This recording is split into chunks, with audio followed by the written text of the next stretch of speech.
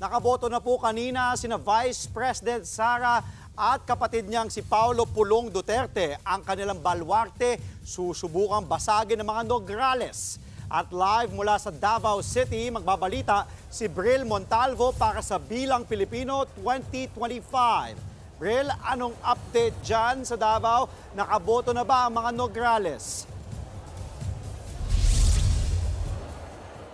Andre, nandito tayo ngayon sa Teodoro Palmahil Elementary School sa Davao City kung saan boboto ang magkapatid na Carlo at Migs Nograles para sa Bilang Pilipino 2025. Kakatapos lang ng bumoto ni Atty. Carlo Nograles na tumatakbo bilang alkalde ng lungsod. Makakalaban naman niya si dating Pangulong Rodrigo Duterte na kasalukuyang nakakulong sa The Hague. Kakatapos lang ding bumoto ni PBA Party List Congresswoman Migs Nograles na tatakbong kongresista sa unang distrito ng lungsod. Makakalaban ni Migs si re-electionist Congressman Paulo Duterte. Nakaboto na din kaninang umaga sa Catalunan Grande Elementary School si Congressman Pulong. Maging ang kapatid niyang si Vice President Sara Duterte ay nakaboto na rin kaninang umaga sa Daniel R. Aguinaldo National High School.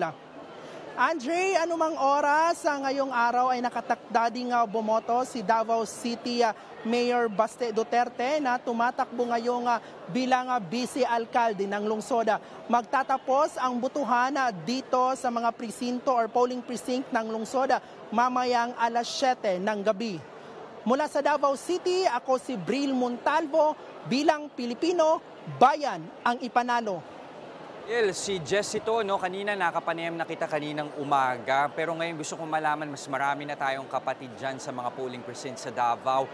Nakausap mo na ba sila? Handa ba sila kung sakasakaling si dating Pangulong Rodrigo Duterte ang manalo? Handa ba sila na isang absent mayor ang magsisilbi sa kanilang lungsod? At the same time, nakaapekto ba sa pananaw nila sa kay Paulo Duterte itong nag-viral na CCTV video ni Pulong?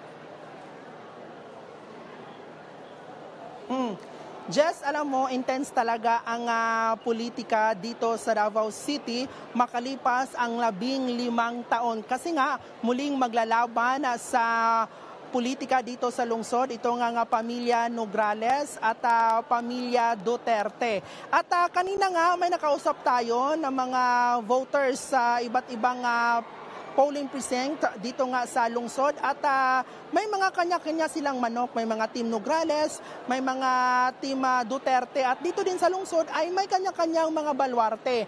Ang dalawang pamilya, itong pamilya Duterte at pamilya Nograles, may kanya-kanya silang mga barangay na sumusuporta sa kanila sa 182 na mga barangay dito sa lungsod.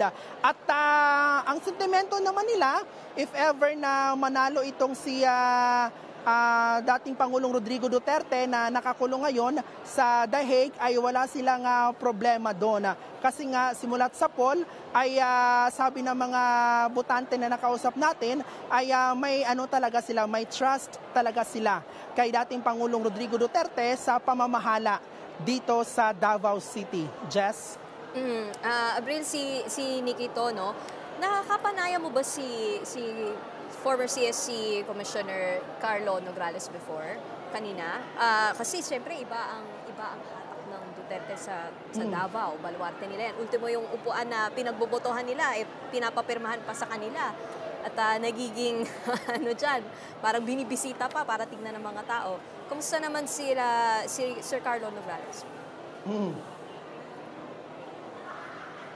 Yes, tama ka nga dyan, Nikki, kanina lang ay natapos ang pagboto ni Carlo Nograles dito nga sa Teodoro Palmahil Elementary School at nabigyan tayo ng pagkakataon na ma-interview siya.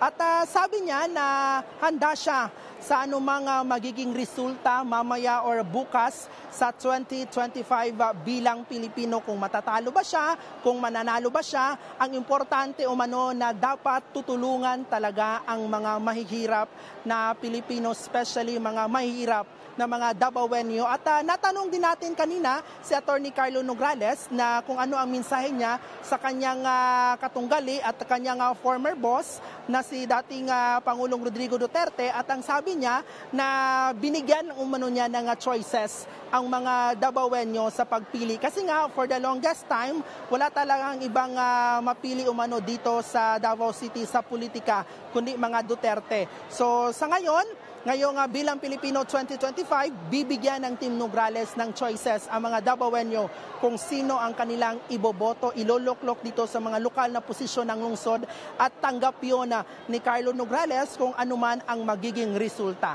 Nikki.